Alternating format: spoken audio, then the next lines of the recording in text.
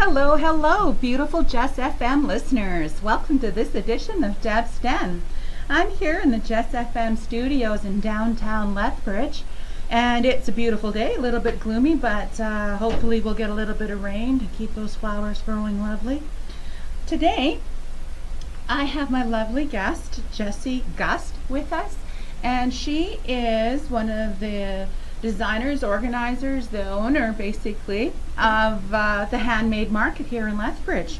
Jessie, can you introduce yourself and tell us a little bit about yourself? I'm super stoked to have you here today. Hi, thanks for having me in the show today. So my name's Jessie, and I guess I'm the founder of the Lethbridge Handmade Market. Great.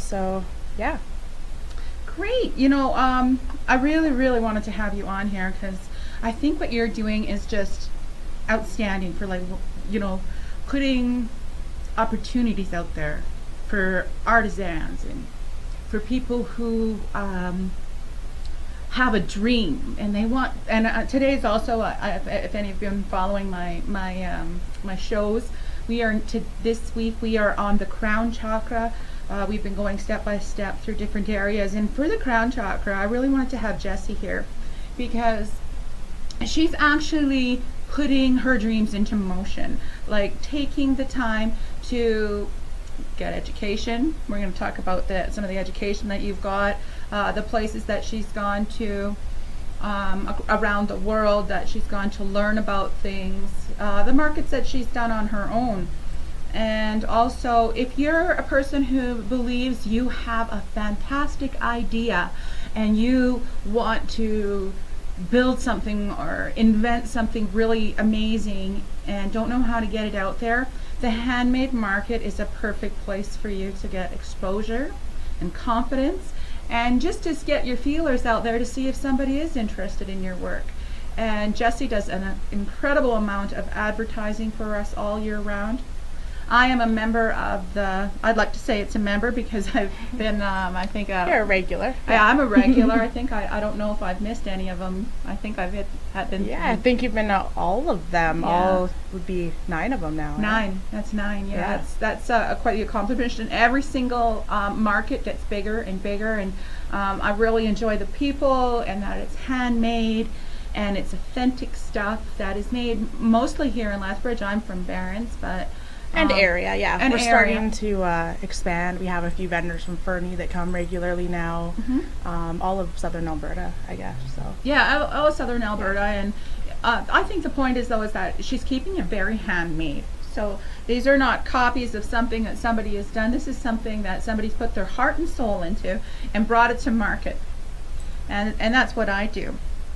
And I think that's just really coincides with the idea of the crown chakra, where the crown chakra is about seeing the big picture, having that big flashlight over your head so that you can see what's coming in your future.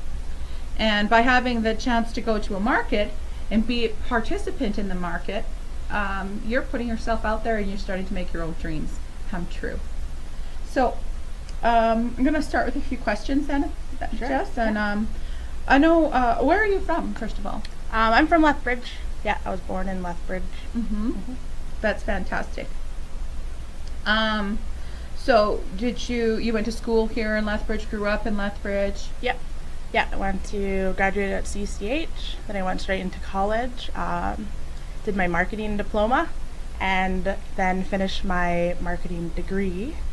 And then I would have had your marketing degree, was that at a university level? Or? Yeah, so I did like the 2-in-2 program. So okay. I finished at the university. That would have been 2013 I graduated. And then we had the first market the next year when I decided to move abroad and teach English for a while. So yeah. So you've got a lot of background and experience in marketing, which is beneficial to all of us who are vendors there, because Jessie goes out of her way to put signs up all over the city, to advertise, to use her skills, and even from the timing of when the market is, and just using her skills to promote us. And she promotes each and every one of the artisans and highlights us and gives presents away, and it's just fantastic. It's actually quite interesting how marketing has changed from when I went to school. Because I would have first went into marketing about 10 years ago, and we learned about billboards and how to advertise on TV or newspaper, but none of what I really do I learned in school. So it's quite interesting how fast that's changing with technology and with social media. Absolutely. I imagine that 10 years ago, social media advertising wasn't nearly as predominant as it is right now. I mean, we were just starting to get smartphones. That's what we just started talking about in school back then, and it was like, what is that? Oh, okay. I think I had one in school. I might have had a little flip one, but I don't think in high school. But that's going back much, much farther. But I know I've always been interested in marketing also, in sales. But it's the platform. So what kind of vendors are you hosting for? Like what are the types of people that you attract to your handmade market? Well, what we're really trying to do is be a market for everybody. There's the big market culture happening these days, a lot of different styles, especially if you go to Calgary or bigger cities. A lot of them are a lot more clicky, or they're looking for a certain presence online, or a certain style or certain level of professionalism. And I really try to have the Lethbridge handmade market be open to everybody. I mean, if you're a brand new business and you just want to try out making your new crocheted cloths or whatever you have, you can come and you can rent a table. Or your funny little cups. Yeah. That you hand painted yourself, and I was really impressed to see how well they did at Christmas The time. Mugtown Funk. Yeah, they are neat too. They're coming back to this market actually. Are they? So Good. They have paintings now. Yeah. Ooh. But yeah, I mean, if you're just starting out, I know as myself, I've been going for about 9 years now, doing markets and selling my own stuff.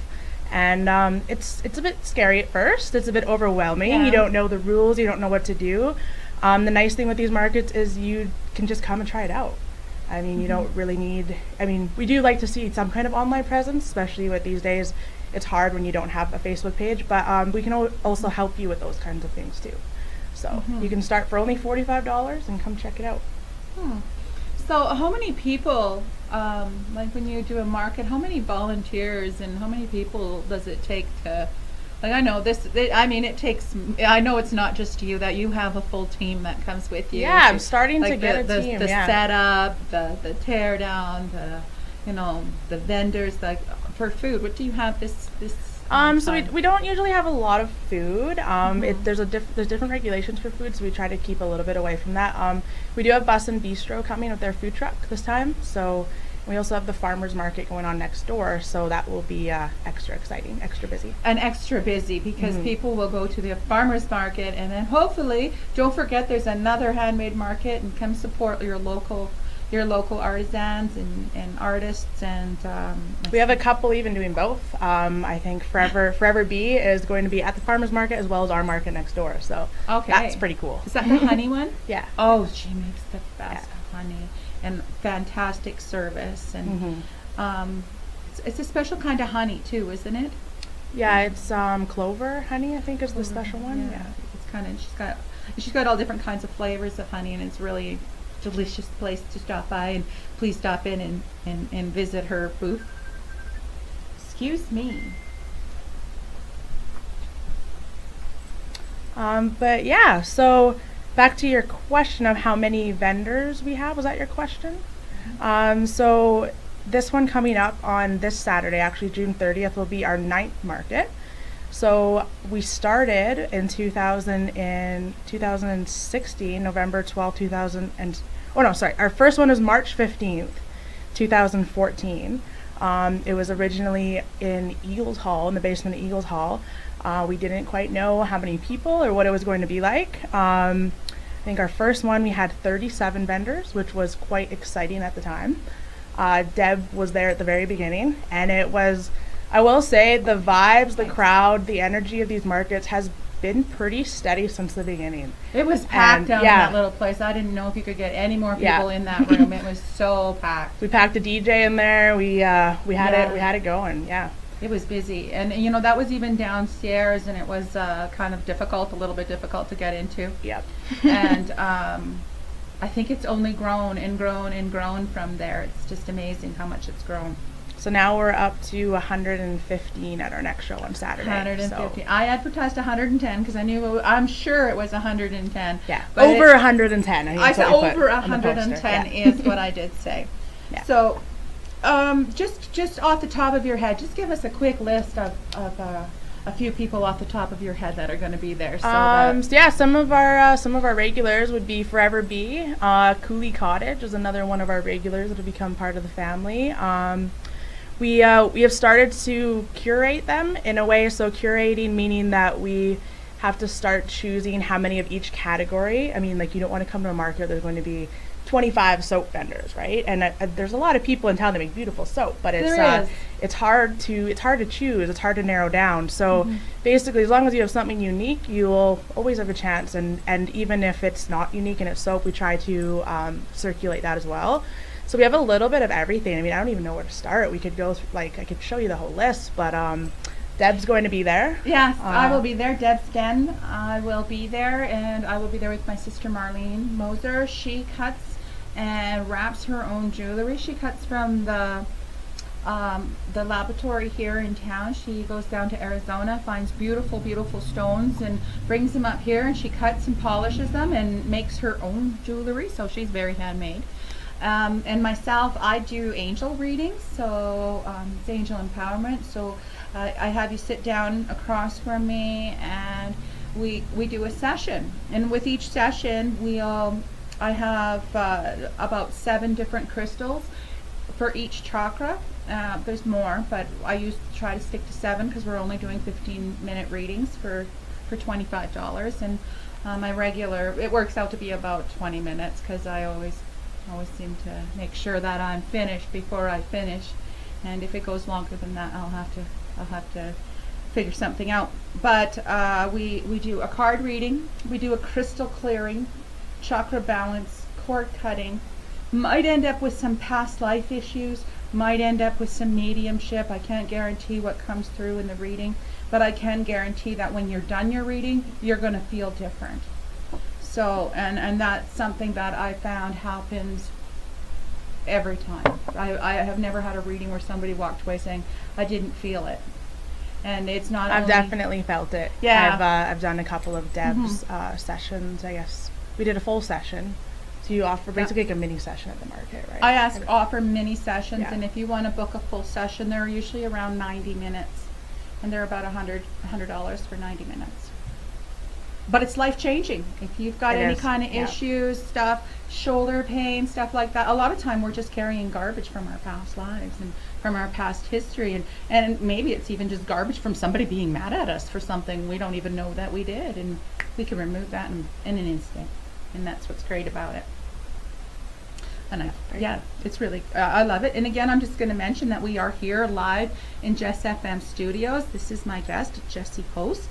She's from the Handmade Market, just in case you're tuning in. And the Handmade Market runs this Saturday from 9 till 4. And we are at the exhibition grounds this time, at the right? exhibition at the West. And we are opening 1 hour earlier this time. It's the first time we'll be opening at 9.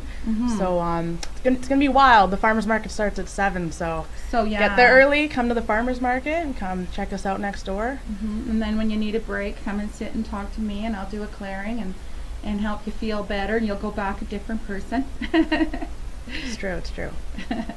So being right next to the farmers market starts at 7. So hey, if you need to go get your vegetables and go get the lovely things that happen with the farmers market, don't forget to stop in next door. We have all kinds of stuff in our market too.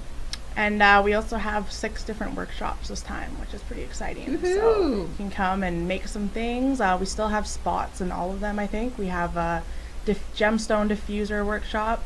We also have a driftwood tassel, like vintage wall hanging workshop. Vintage fabric earring workshop, which I'm going to attend. I'm already attending on Facebook. The advertising for that. And all of the workshops are actually hosted by our vendors, which is quite cool. So it's come have a time, bring your girlfriend, bring your learn kids. to make bring your kids. Lots of stuff for kids to do. We're gonna have a kids craft zone. Exciting. And there is a live DJ, so there's fun music going on all the time. For sure. There's coffee. You're gonna have the coffee guy there. Yeah, we're going to have what's their name now? Little Nicaraguan Coffee is coming this time. Nice. Yeah, so we have a new coffee vendor. Well, that's good. Yeah. And yeah, it's just always fun to be in the hustle and the bustle and the crowd. It's fun. Let's see. Now I'll get to my questions. Just checking my time, and that is my advertising time. So, so you say, what is it that inspired you to want to be a market vendor? Like, I know you've traveled around the world a little bit and doing some things. Did you pick up some things like from that you've seen, like, you know, how they run everything as a market in a lot of countries? Everything is that part of the inspiration, or? Well, I started my first one before my big travel. My inspiration came from being a vendor myself. So I make feather earrings and I install feather hair extensions. These would be my feather earrings. Yeah, we're both wearing. It's kind of hard to see probably from there, but from there it's hard to see. But I love them anyway, and they're so durable. Yeah, Deb's been supporting me for years for the earrings and the hair pieces too. I'm yeah. gonna get that done soon too. Yeah, so if you want to get feathered for summer, come check it out Saturday. So I've always been a vendor at my own market too, which is a bit crazy. So yeah, sorry, what was the question again? It was about what inspired me. What inspired you to be putting out this great vendor opportunity for everybody here in Barron, I'm from Barron's, but we are. You can come from Barron's too. You can come from Barron's to the market. You can to be here and to just like open doors for so many people. Yeah, I mean, it just started as basically having a market for my friends. I mean, you have lots of friends apparently. Yeah, I have a lot of friends that have started businesses now, which is quite cool because I do also really love to help people start up because I know that's not easy. It is. But yeah, struggling at finding markets that really that were only handmade, and I think things have really changed in the last 3 years, significantly in the last 3 years from when we had our first market. I mean, even in 2014, our very first one, people were kind of skeptical. I would be at another market beside a Scentsy booth or something like that. Nothing against Scentsy. Love Scentsy. Yeah. It's just a different atmosphere when there's the MLMs, when there's the not handmade, there's not that authenticity. Well, I know the Blue Sage makes stuff like Scentsy, but she makes it herself. Connie makes, I think Blue Sage in there. Blue Sage is coming, yeah. Blue Sage is coming, and that's my friend Connie. Please stop by her booth too. And she makes her own scents. Like she does her own blending and everything, and she's really fantastic. So to have that same option of having spray, but it's not in an aerosol can, it's, you know, and they're natural. It's natural. So if you're looking for a spray, check out the Blue Sage. Yeah, they're good stuff. Yeah, back in 2014, there wasn't a whole lot of options. I just started doing my earrings, and it was kind of like I also do music festivals, so I vend and set up at music festivals, travel around. I've done Motion Notion, I've done South Country Fair, Shambhala a little bit, not officially. That one's in BC, isn't it? Yeah. Yeah, it's a big one. All the way to Base Coast, so I'm used to that scene and vending in that kind of environment, and I wanted to kind of bring that to Lethbridge. So having the music, having just handmade, and again, nothing against MLMs or people that work really hard and do that, because I have a lot of respect for people that do make money that way, but just changing the atmosphere and focusing on people that make things with their hands, and then it comes to the question of what does handmade really mean, and that's we have everything there of people that make absolutely every piece to maybe they just